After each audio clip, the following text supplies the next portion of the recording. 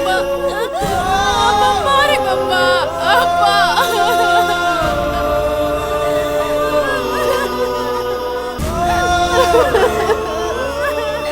அப்பா ஏன்பா எங்களை விட்டுட்டு போனீங்க? எங்களுக்கு யாரும்பா இருக்கா? அப்பா நீங்க இல்லாம நான் தனியா என்னப்பா பண்ண போறேன்? அந்த கடவுளுக்கு கொஞ்சம் கூட மனசாட்சி இல்லாம உங்களை கூட்டிட்டு போயிட்டானே. கண்மணி அழுவாதம்மா. உங்க அப்பா எப்பவும் கூட தான் இருப்பாரு. அக்கா நான் என் தங்கச்சியையும் குழந்தையையும் வச்சுக்கிட்டு எப்படிக்கா தனியா வாழ போறேன்? நான் என்னக்கா பண்ணுவேன்? உங்க அப்பாவுக்கு விதி அவ்வளவுதாம்மா. உனக்கும் தங்கச்சிக்கும் நாங்க இருக்கோம்ல.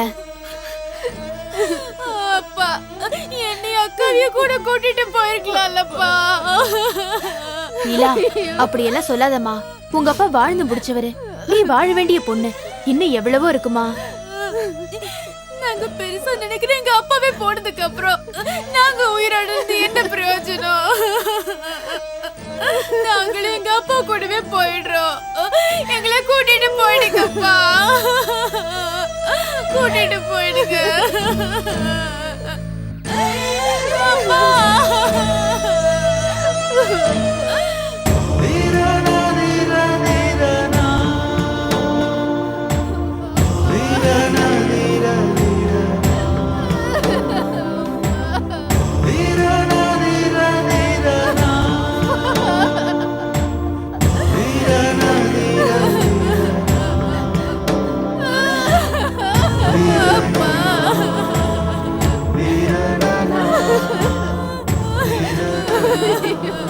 ரொம்ப நல்ல மனுஷன் சிதம்பரம்.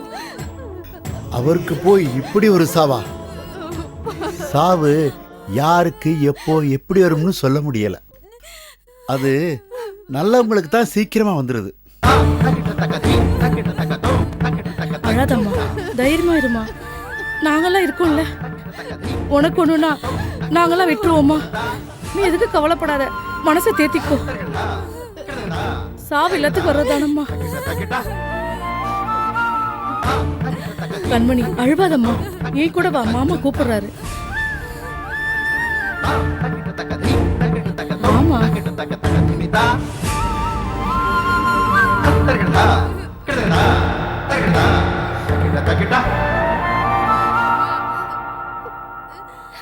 அம்மா, சிதம்பரம் செவனேன்னு போய் சேர்ந்துட்டாரு.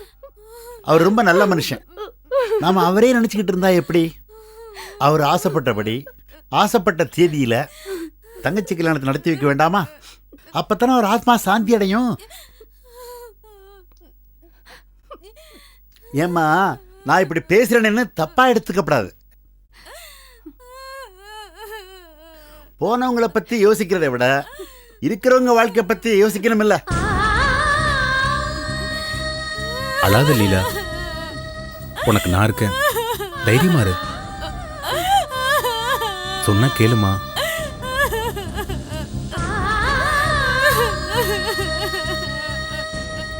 கண்மணி, செத்து போன அப்பாவுக்கு ஆக வேண்டிய காரியத்தை பார்த்துட்டு தங்கச்சி கல்யாணத்தை பத்தி யோசிமா.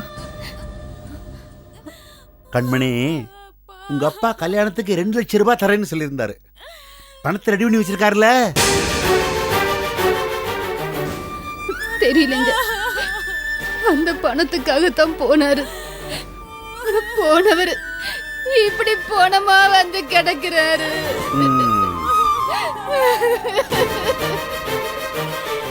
அம்மா இத பாரு, பணத்தை பைசா குறையாம கொடுத்தா தான் கல்யாணம் சொன்னபடி நடக்கும். இல்லைன்னா கல்யாணம் பாத்துக்க. அப்படிலாம் சொல்லாதீங்க கண்மணி. உனக்கு தெரியாத ஒண்ணு இல்லை. பணத்தை ஏற்பாடு பண்ணிடுமா. பார்த்து செய்யுமா. வாங்க கண்மணி, பண விஷயம் ரொம்ப முக்கியம், பாத்துக்க. ஓ இஷ்டம். சுரேஷ்,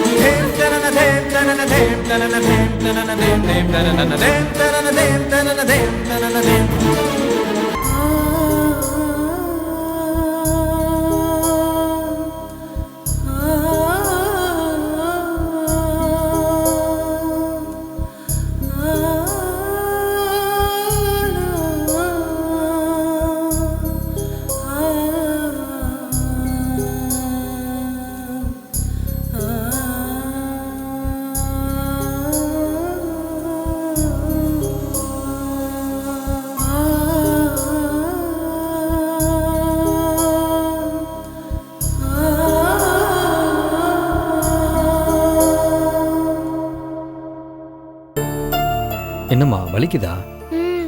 அது கொஞ்ச நாள்ல சரியா போயிடும். என்ன அப்பா ம்? அம்மா எப்ப வருவாங்க? அது அம்மா இப்பதாம்மா ஃபோன் பண்ணா, வந்துகிட்டே இருக்கலாம், வந்துருவா. என்ன ம், நீ தூங்கு, அம்மா வந்தது நான் உன்னை எழுப்புறேன், சரியா? ம்.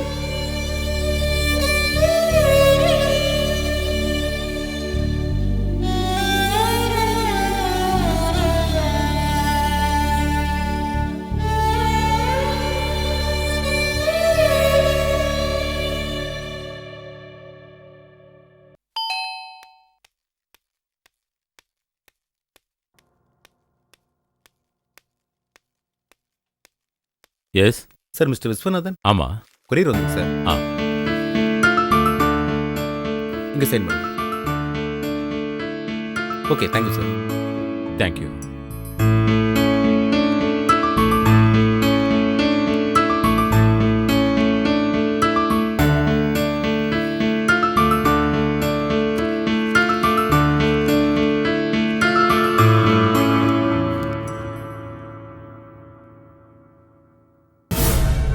We Murugan, 27 second street, Palaniappa Nagar, Chennai 92.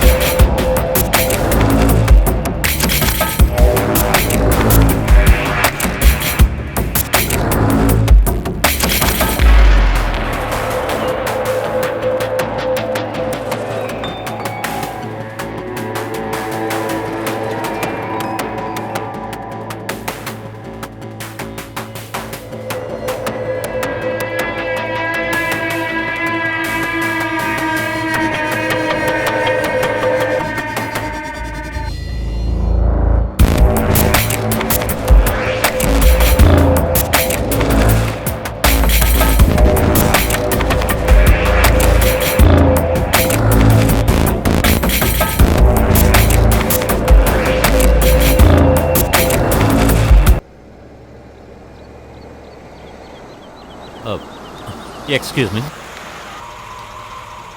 Sir என்ன சார்? பழனியப்பா நகர் இதானே? ஆமாம் இதான் சார். சொல்லுங்க. Palaniappa Nagar second cross street தானே? இதான் சார். நம்பர் 27 எங்கே வரும்? 27. சார் இந்த காலி கிரவுண்டு தான் 27. ஆஹா. அதை நீங்கள் வாங்க போகிறீங்களா? இல்லை சார், இல்லை. இந்த காலி கிரவுண்டு விற்கிறது தான், தேவைப்பட்டா சொல்லுங்கள். காலி மணியா என்ன சொல்லிட்டு போகிறான்?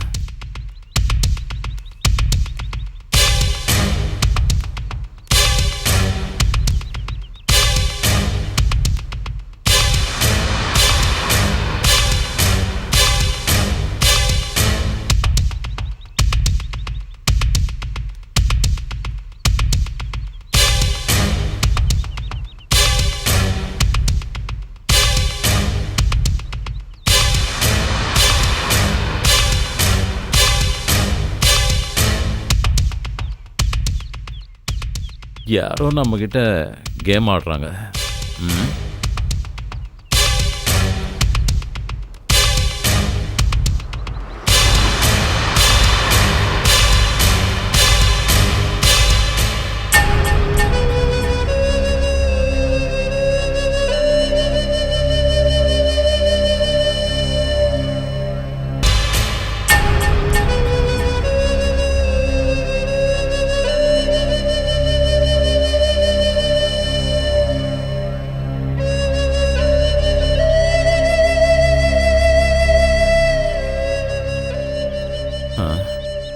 யார் இப்படி செஞ்சிருப்பா? எவனோ நம்மளை ஃபூல் பண்ணுறானே. ஒரு வேளை சிங்கப்பூர் ஆளோட வேலையாக இருக்குமா? எதுக்கும் ஸ்ரீனிவாசனுக்கு ஒரு ஃபோன் போடுவோம்.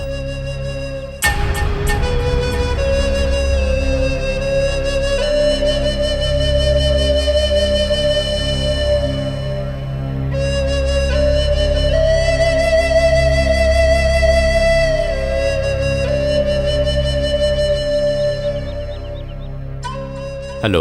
ஹலோ, சொல்லுங்க விஸ்வநாதன். ஸ்ரீனிவாசன், சொல்லுங்க. எனக்கு என்னமோ சந்தேகமாக இருக்கு. அந்த மாணிக்கத்தினாலயா? ஆமாம் ஸ்ரீனிவாசன். அப்படியா? அந்த மாணிக்கம் ஜெயிலேருந்து ரிலீஸ் ஆகி வந்துட்டான் போல இருக்கு.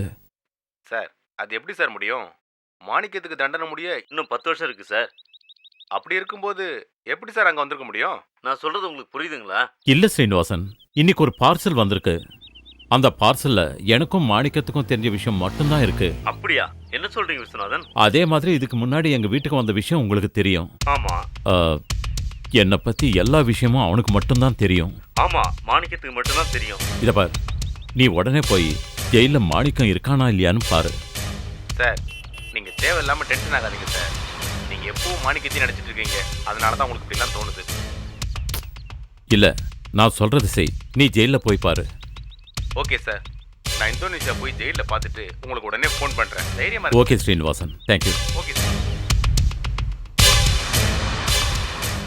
மாணிக்கம் அவன் வேலையை ஆரம்பிச்சிட்டான் போல இருக்கு. ஸ்ரீனிவாசன் ஜெயிலுக்கு போய் பார்த்துட்டு வரட்டும். அப்போ உண்மை தெரிஞ்சிடும். நாம் அதுக்கப்புறம் முடிவெடுக்கலாம்.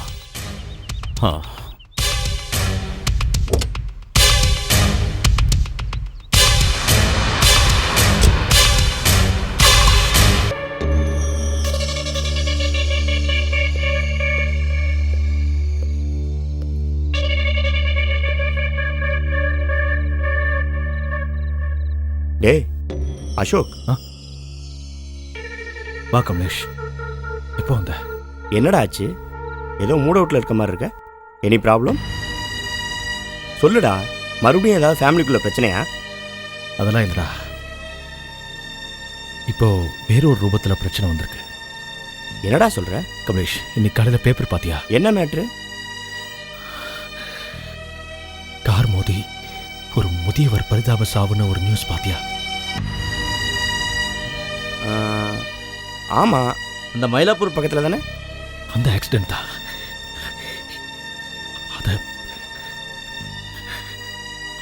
அதை யார் பண்ணாங்கன்னு தெரியுமா?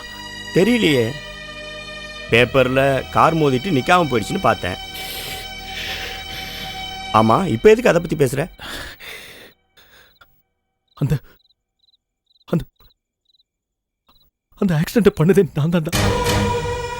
அவன்டா ஃபேமிலி ப்ராப்ளத்தினால நேற்றுக்கு எவ்வளவு சொல்லி நான் கேட்காம அளவுக்கு அதிகமா தண்ணி அடிச்சிட்டேன்.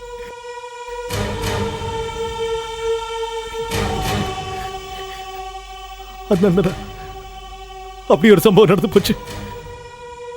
டே கொஞ்சம் மெதுவாக பேசுகிறா.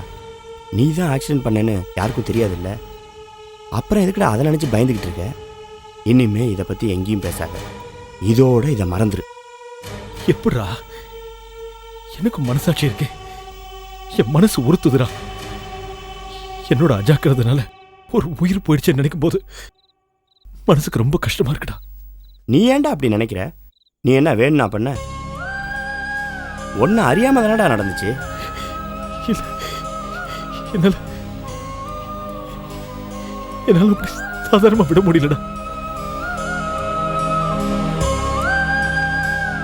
அந்த பெரியவர் தான் 2 பொண்ணுங்களையும் காப்பாத்திட்டு வந்திருக்காரு. இப்ப அந்த பொண்ணுங்க 2 பேரும் எந்தவித ஆதரவும் இல்லாம, யாரோட துணையும் இல்லாம கஷ்டப்படுறத பார்த்தா என் மனசு தாங்கலடா. இந்த பாரு, நீ அவங்க வீட்டுக்கு போனியா? என்கிட்ட சொன்ன மாதிரி அங்கே ஏதாவது? உண்மையை சொல்லணும் தான் நான் போனேன். ஆனா முடியல. பாவண்டா அந்த ஃபேமிலி. என்னால அவரோட 2வது பொண்ணு கல்யாணம் நின்று போச்சு. அதை நினைச்சா தான் எவ்வளவு பெரிய பாவம் பண்ணிருக்கேன்னு புரியுது. கொலைகாரன்டா. ஒரு குடும்பத்தோட சந்தோஷத்துக்கு எடுத்து மகா பாவிடா. அசோக், என்னடா சின்ன பிள்ளை மாதிரி அழுதுகிட்டு? Please relax. ப்ளீஸ்ரா.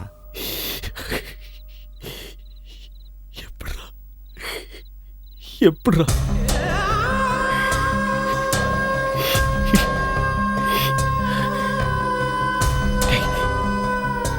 அந்த குடும்பத்துக்கு ஏதாவது பண்ணணும்டா. அப்பதான் நான் பண்ண பாவத்துக்கு பரிகாரம் ஆகும். சரிடா, இப்போ எதுக்கும் டென்ஷன் ஆகாம இரு. கண்டிப்பாக அந்த குடும்பத்துக்கு நம்ம ஏதாவது பண்ணலாம். ஆனால் எக்காரணத்தை கொண்டும் நீ தான் அந்த பொண்ணுங்களோட அப்பாவை கொன்னன்ற விஷயம் மட்டும் யாருக்கும் தெரியக்கூடாது. Be careful.